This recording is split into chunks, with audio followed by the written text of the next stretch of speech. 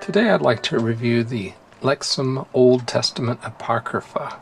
It's called a new translation, but you'll see that it's not exactly new as we continue the video. It's the back. It is a glued paperback, and here is the ISBN. Most of the introductions to the books in this volume are by David A. da Silva.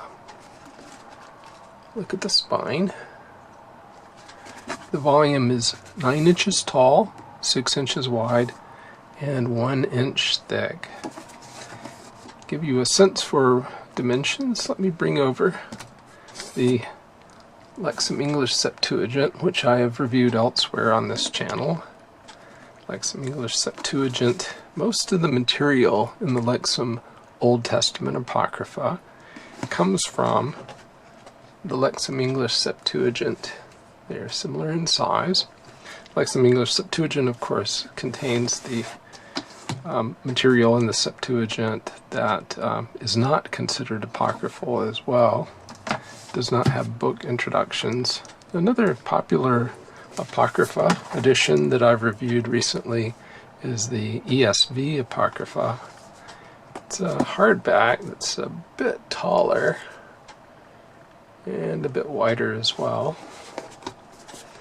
The Lexham English Septuagint included a very brief version of 1st Enoch. 1st Enoch is also here. The Greek short version of 1st Enoch is also here in the Lexham Old Testament Apocrypha.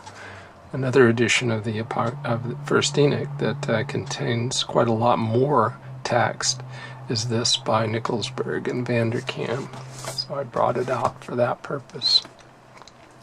Text is exactly as in the Lexham English Septuagint.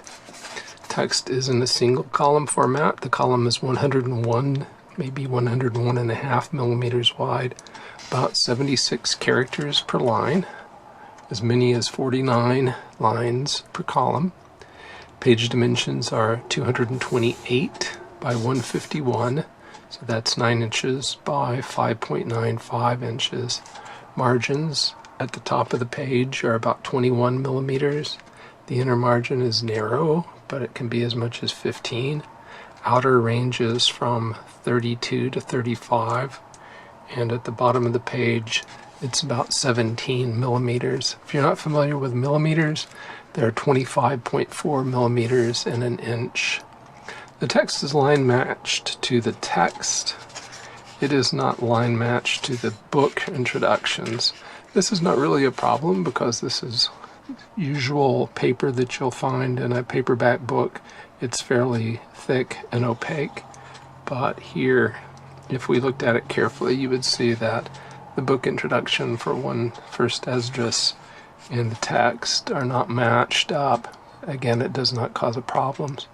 Translator added words in this edition are not in italic text. Pronouns for deity are not capitalized. Text is not self-pronouncing.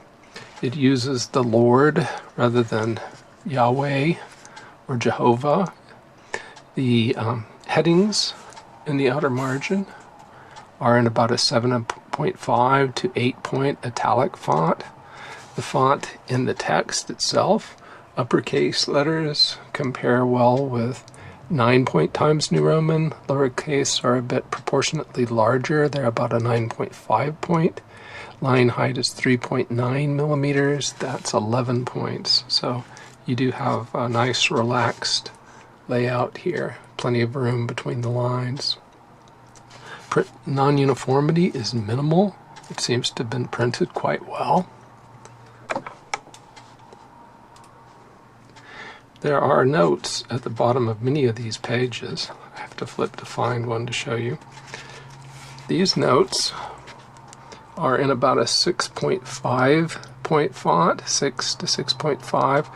Usually they are translation notes. So this is a note that talks about a suite. He was a 19th century scholar, and he does not include these verses in additions to Daniel and Susanna. In fact, here's another one referencing suite. There's one in the letter of Jeremiah, often called the epistle. So that's the type of note that one sees at the bottom of the page. Let's talk a bit about the paper. Paper, as I said, is typical for a paperback book. It's opaque. It has a rough surface to it. And this particular paper is light cream in color. It's off-white. The book introductions, let's look at the one to Sirach since we're here.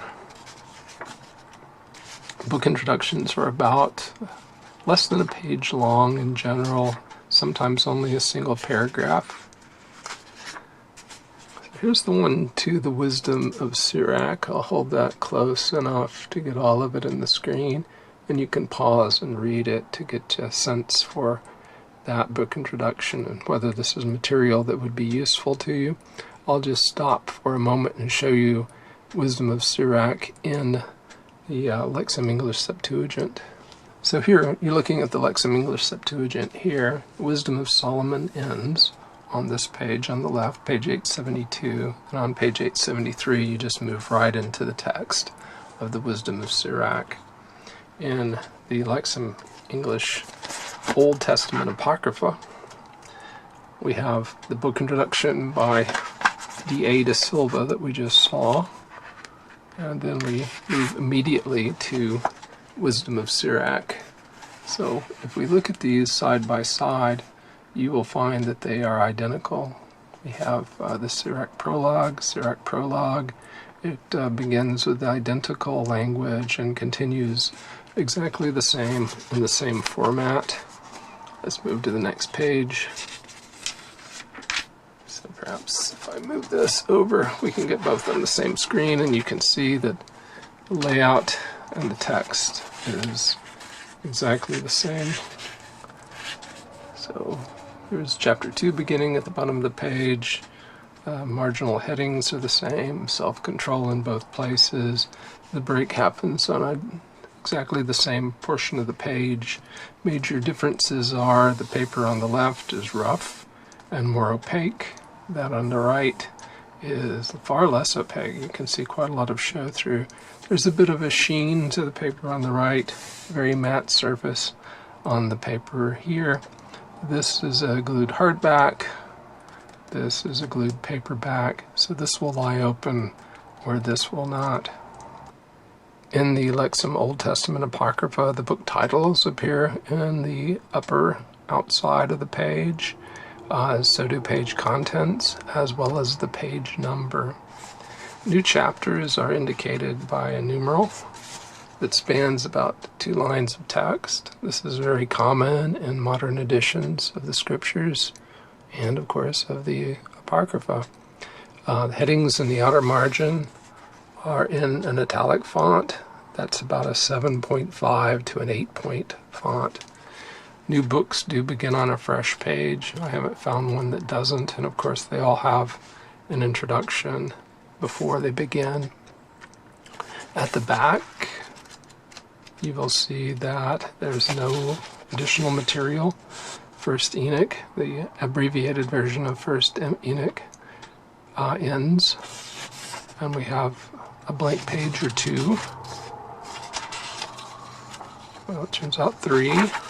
So 3 blank sheets, and then we come to the back of the book. No maps, no concordance, no head or tail bands, no ribbon markers. This volume will not lie open at the early portions of the work. It behaves just like your typical glued paperback book. If we move near the center of the volume so that I can get it to lie open, you can see you have considerable drop off into the gutter, so you are going to have to hold it open and flat in order to read the material. As we come in from the front of the volume, we have a half title page, a full title page, copyright page on the left, copyright 2023 Lexham Press, table of contents. So personally I don't like the term Apocrypha to be applied to most of these works, but that is what the volume is called. So we have two versions of Tobit. We have Judith, the Greek Esther, Wisdom, Sirach, Baruch, the Epistle, the additions to Daniel, and two different editions, the Old Greek and Theodotion. Those of you who are familiar with the Lexham English Septuagint will remember that all those works are there as well, just not in this order. Two books of Maccabees, first Esdras, the Prayer of Manasseh, Psalm 151, a third Maccabees, fourth Esdras, fourth Maccabees, Psalms of Solomon, and first Enoch. I'm looking briefly back at the Lexham English Septuagint table of contents, and you'll see all of that just in different order, as well as all the 39 books of the Protestant canon here as well. You do not have second Enoch here, so that's an addition that you have in the Lexham Old Testament Apocrypha that's not present here. But you do have Enoch, you do have the alternate text of Tobit, the alternate text of Daniel, you do have the additions to Daniel. Here's the Epistle, Susanna, Bell and the Dragon, the four books of Maccabees. And so we have a page of acknowledgments which says that this edition uses translations from the Lexham English Septuagint. We already saw that in Sirach. And the book of 2nd Esdras is not included in that work. So a translation here was adapted from public domain English translations, primarily based on the Vulgate, especially the World English Bible, the Cambridge Paragraph Bible, and the Revised Version of 1895. Mainly reflects the Latin text of the Clementine Vulgate, although the text of a Latin critical edition from 1895 was consulted on occasion. The passage at 2nd Esdras 7:36 through 106. This is one of the questions I often get, is that in a particular edition? They say it's missing from the Clementine Vulgate, but it appears in the 1895 critical edition and was translated in the Revised Version of 1895. They do include it here. Jerome Cerrone wrote the headings, and they give more acknowledgments there. And of course the introduction and the book introductions, as we've seen, are by David De Silva. It's possible to be confused about these books of Esdras, and just to clarify, to make sure no one thinks that 2nd Esdras here is Esdras B in the Lexham English Septuagint, let's just look at the beginning. 2nd Esdras here begins with the second book of the prophet Ezra, the son of Sariah, and this is Esdras B in the Lexham English Septuagint. And in the first year of Cyrus, the king of Persia, that's essentially the beginning of the book of Ezra. Esdras B in the Septuagint is Ezra and Nehemiah together in a single book. 2nd Esdras here is the same book as 2nd Esdras in the King James Bible, which begins the second book of the prophet Esdras, the son of Sarias, the son of Azarias, the son of Hilkias. Now I just wanted to show you that the material that's missing in the King James Version, beginning here at verse 36, is present here in the Lexham Old Testament Apocrypha. You see that the previous verse ends with, "and wicked deeds will not sleep." If we look at 735 in the King James Bible, we see it ends with, "and wicked deeds shall bear no rule." Then verse 36 here, it says, "Then said I, Abraham prayed first for the Sodomites."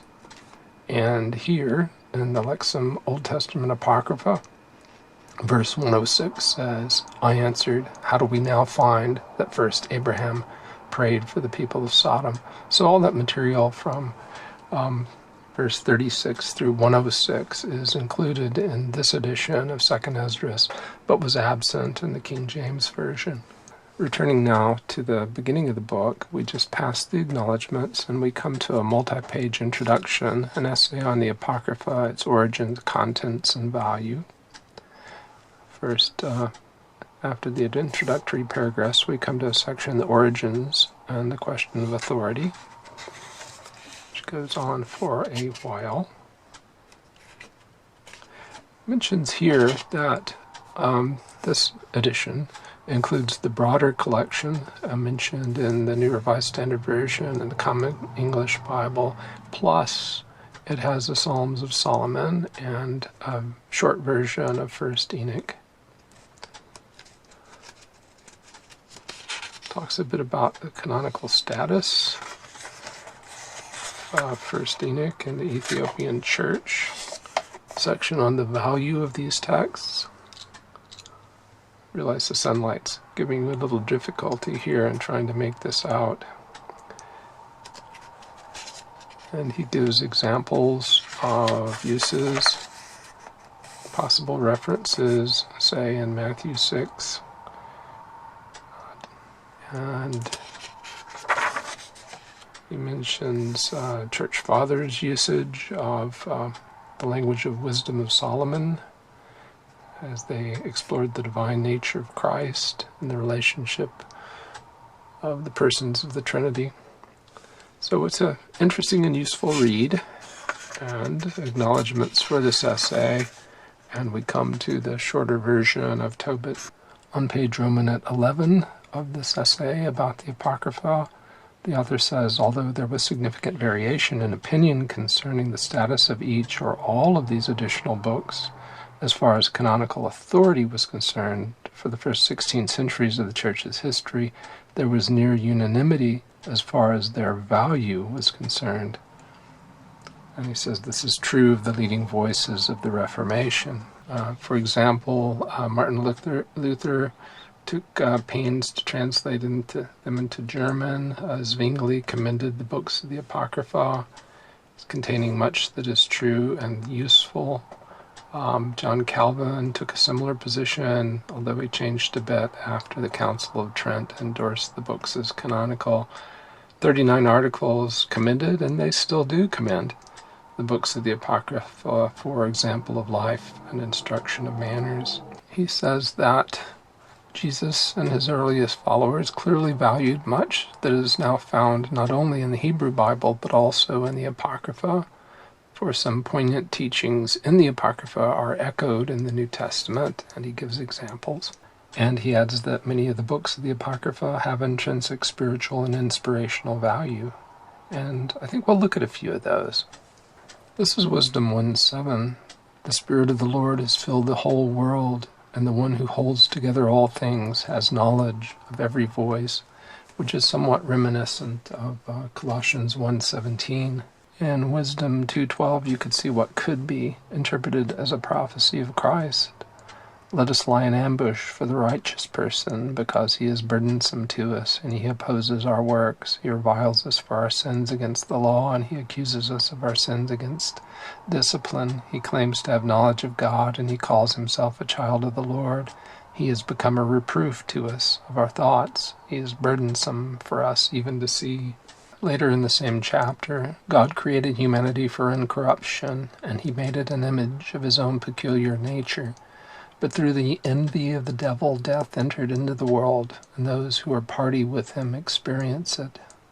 This is Wisdom 5:15. But the righteous live for eternity, and their reward is in the Lord, and their care is with the Most High. Because of this they will receive the majestic palace and the beautiful diadem from the hand of the Lord. He will shelter them with his right hand, and he will protect them with his arm. Here in Wisdom 7, verse 25 and following, you see language that's kind of similar to what you find in Hebrews. For she is the vapor of the power of God and the emanation of the pure glory of the Almighty. Because of this nothing defiled creeps into her. Her is wisdom here.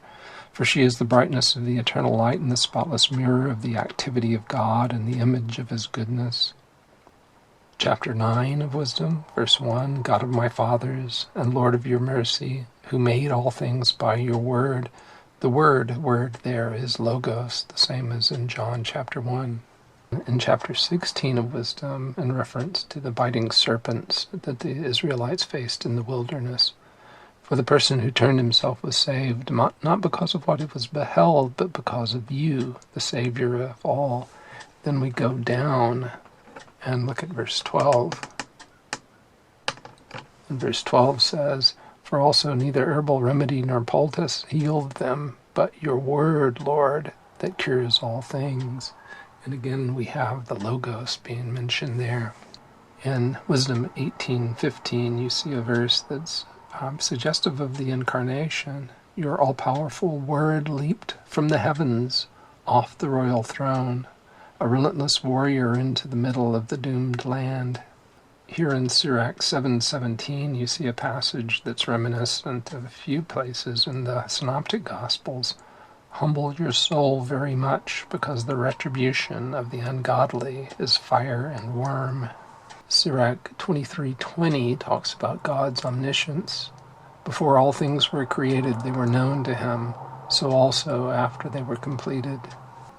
Here in Sirach 39, verses 18 through 20, we read, all that is pleasing is by his ordinance, and there is no one who can diminish his salvation. The works of all flesh are before him, and it is not to be hidden from his eyes. From eternity to eternity he has watched, and nothing is amazing before him. I really like the way the New Revised Standard Version begins verse 18.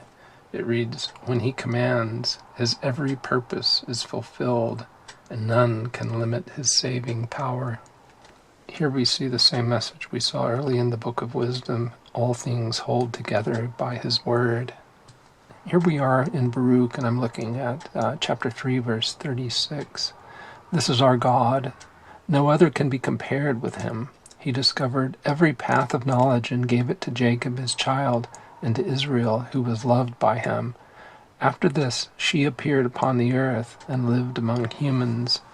Actually, I get more out of this by looking at the Greek and realizing that it's ambiguous here, and this could easily read, after this, he appeared upon the earth and lived among humans. And now look at Baruch chapter 5, verse 8. And the forests and every fragrant tree have shaded Israel by the command of God.